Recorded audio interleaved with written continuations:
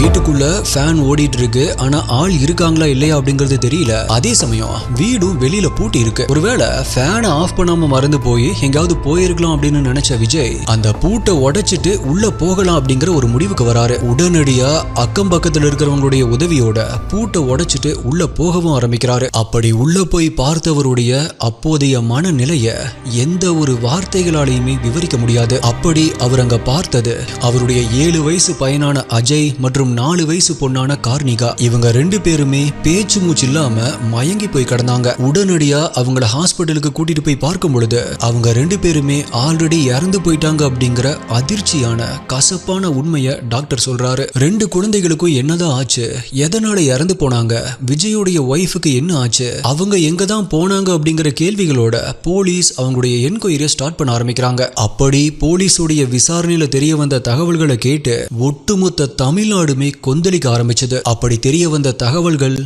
இதுதான்.